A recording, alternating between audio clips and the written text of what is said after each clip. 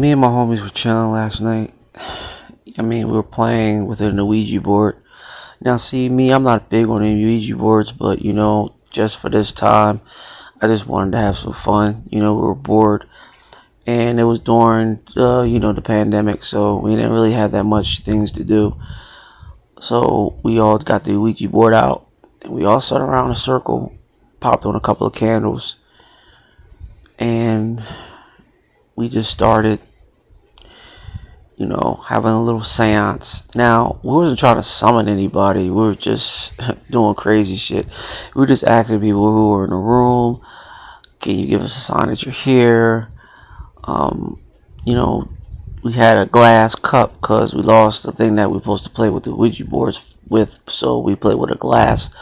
So we were holding a glass cup upside down and we were using it with our fingers on top. And all of us was pushing it all at the same time. And next thing you know, Susie was like, I know y'all joking around too much, man. Y'all need to stop because I know that y'all are moving this. And I'm like, I'm not moving this. Tom was like, I'm not moving it either. Chantel was like, listen, this is the reason why I don't want to be playing this Ouija board because this shit is creepy. So she just stopped, took her hand off, and she sat down on the floor. We say, you little wuss. She looked at me and said, shit, I ain't summoning no fucking demon. We're not gonna summon any demons. Like, come on, man, it's all bullshit. We're just here to have fun, you know what I mean? Have a couple of drinks, play the Ouija board. You know what I mean? Come on. This is fun. This ain't all about no ghosts and demons. So she said, forget it, I ain't playing. So we continued to play with the Ouija board for another hour. And next thing you know, we've just, each one of us just took our hand off of it and we just started to fade away from it and started doing other things like playing Truth and Dare. Next thing you know, we kept on hearing this noise, like a dragging noise. And Tom was looking at the Ouija board like, yo, the glass is moving. So we all got around the Ouija board. We all was just sitting there looking at it. And Tom was absolutely right. The glass was shaking and it was moving real slowly. To each letter, it was spelling out different words. First it started off real slow. Then it started moving real fast. Then it wrote my name. Then it started writing all of our names. And the next thing you know, it said, y'all all gonna die. Next thing you know, I took the glass and threw it on the floor and broke the glass. Tom told me, why didn't you put the glass on say goodbye? I wasn't thinking. I was just in shock that the glass was moving around and spelled all our names. I'm looking at Tom like, did you just see what I seen? You know that glass was moving by itself. You know it spelled all our names. And you know it said we're all going to die. Now, I don't know if it's a joke that you're playing on us, but you need to stop. I'm not playing no joke. You saw me over there with y'all playing Truth and Dare. How the hell did I get all the way over here to play with a glass with some string to make you scared? Like, that don't make any sense. I calmed down. I was like, you're right. Alright, maybe we were seeing things. I don't know. Oh, my goodness. So, after we had a little get together, we all went home. That night was the most scariest, most craziest night I'll ever not forget. I'm home laying in my bed and I kept on hearing these knocking sounds. Now see, I live in an apartment. I live on the 20th floor of a high rise. And there's no way that I should be hearing knocking outside my window. Now I'm thinking maybe it's just the wind, but it was a hot summer night and there was no wind. So I tried to ignore it, and I tried to roll over and try to close my eyes, but the knocks were getting louder. But this time the knocks were not just outside my window, the knocks were on my front door. So me getting up out the bed and going to my front door and looking out my peephole, I didn't see anybody there. So I made sure my door is locked. And next thing you know, I went back into my room. I closed and locked my door, closed and locked my window, and pulled down my blinds. Then I got back in the bed, pulled a cover on my head, and I just laid there. For the next hour, it was complete silence. But within that hour, I just kept hearing breathing noises, like the breathing was right next to my head. And I kept feeling the pressure on my bed. See, I have a king size bed, so the bed was just so much room that it actually felt like somebody was laying right next to me. And I tried to pull my blanket, but I couldn't because it felt like somebody was laying on my blanket. My air conditioner was on high, so that's why I had a blanket on. But it gotten even colder in my room. I'm sitting there so confused, so scared, don't know what's going on. So I took my covers off my head and I looked around, but I was in complete darkness. But I actually looked towards my closet, towards my desk in the corner of the room, and I saw a black shadow standing right in the corner of my room. And me, I wiped my eyes. Maybe I was just coming out of sleep, but I wasn't asleep. I should never drink all that alcohol. It's causing me to see things. But the black shadow, it slightly moved like an illusion. But the complete darkness, you could actually still see it even in the pitch black, where no sunlight was coming into my room. It was just complete darkness, but you could still see this shadow standing up against the wall. The shadow came a little bit forward towards my bed, and me being frozen in time, it felt like I was paralyzed in my bed and I couldn't move, but I could see this dark shadow coming slowly and more slowly to my bed. Felt like something was on my chest, pressed down on me. My arms felt like they were pressed to the bed. The shadow comes over. It had no face.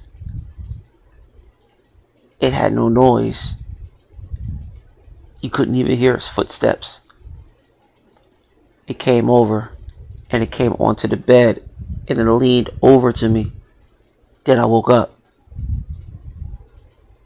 I get a phone call. My phone's ringing, blaring. I pick it up. It was Thomas. Thomas asked me, "Did you see the black shadow that was in the corner of your room? And did it come to your bed? And did it look over top of you? And then you woke up?" I'm like, "Yes." "Why did you ask me that?" "Because it happened to me." I looked at the phone and I started talking to him. It's like, "Do you think it's because of the Ouija board?" He said yes. And I don't know if this is the beginning of what's going to happen to us. Because you remember what the Ouija board said. It says that we're going to die. So we must prepare ourselves, or we must get back on the Ouija board and we must make amends, or we must say goodbye to whatever came into this world that's trying to kill us. I looked at the phone and I said, "Okay, tomorrow we shall do this." I put my phone down. I turned all lights on in my room. And through that night, nothing else happened. But I kept on feeling like somebody was in my home. The next morning, I got up to take a shower before I go to work. I was in the shower. Steam filled my bathroom. And next thing you know, I heard somebody open up the door to my bathroom, creak open the door, walk in, but that was it. So I opened up the curtains to my shower and I looked out and I didn't see no one, but I seen footprints on the floor and I seen handprints on the mirror, and there was a word going across the mirror. Said, "You're dead." I jumped out the shower, put my clothes on real fast, and I ran into my room and I got dressed. Didn't even do my hair, didn't brush my teeth. Just do anything I can on, and I headed over to my friend Tom's house. I called out of work that day. I said, "We have to do this now." He's like, "Why? Something happened to you while you were in your bathroom? Were you in the shower?" "No, I was on the toilet when it happened." "But you were in the shower?" "Yes." I actually saw the thing right on my mirror, but this was in blood. Mine was in steam. What does it mean? Why does this thing want to kill us? We didn't do anything to it. What I heard in different folklores, some demons want you to fear death. So every time it sees our fear, it feeds off of it, and it will not go back into its dimension until it puts us in suicide thought. So we need to make sure we defeat this demon. Okay, how do we do this? Well, we need to get this Ouija board, and we need to get another glass, and we need to do what we did that night when we had the party. Should everybody come? No, just me and you. They're not coming, so we have to do this. So you and me tonight, 12 midnight, we're going to do this. Be there on time. Okay. Be at my place. Here go my key. Come in. Get ready to do what we have to do. Okay. I get to his house at 11:59. I put my key in the door, but the door opened up by itself. So I walked in. "Tommy, you in here?" "Tommy." I didn't hear nothing. So I walked in. Tommy's house looked all trash. Like, what the hell just happened here? Like a bomb went off in here. So I'm looking for Tommy all through the house. I looked into his bathroom. I looked into his kitchen. I even went up to his room on the second floor, and even his guest room. See, Tommy has this big, humongous house. So you have to look in every single location of the house to see if you can find him, because sometimes he be in places you like walk right past him. I walked into this room. I happened to look up. Tommy's hanging by a rope. So I run over to Tommy and I take Tommy off the rope, and he's barely breathing. So I start giving him CPR, and I called 911. The ambulance came. Tommy died. Whatever hung him broke his neck. They said somebody came into his front door. He has it on recording. It's sad to hear. Oh my God. This is the way the story ends. Rest in peace, Tommy.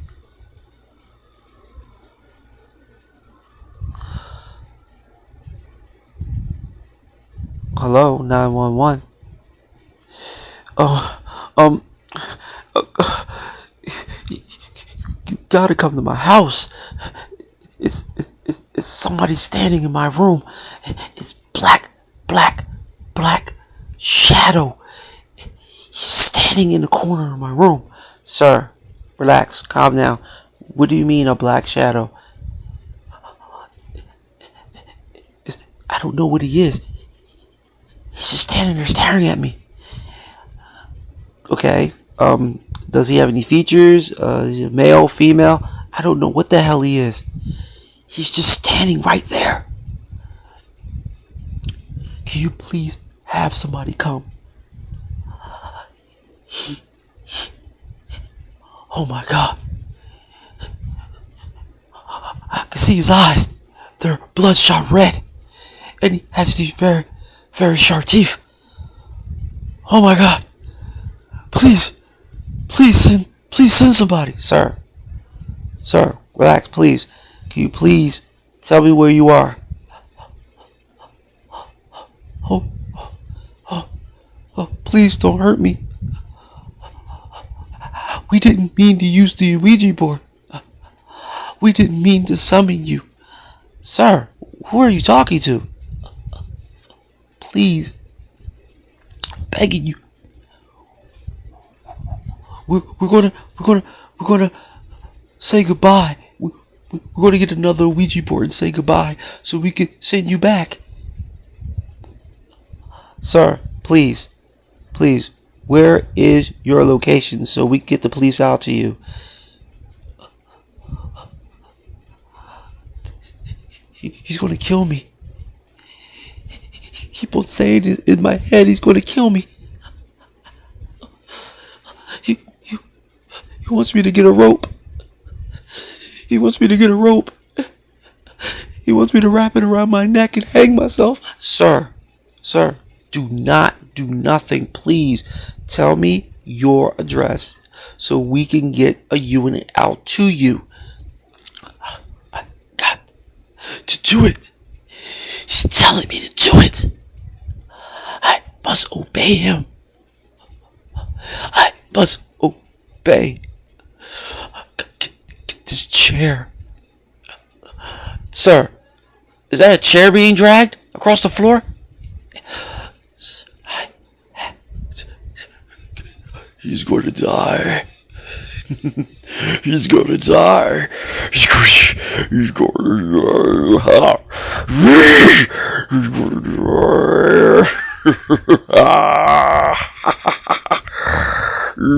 to die. Who is this?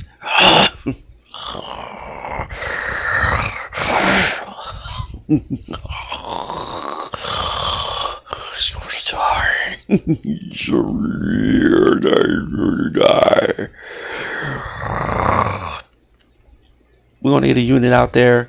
We need to find out where this person is and where he's located, because this is madman on the phone saying things.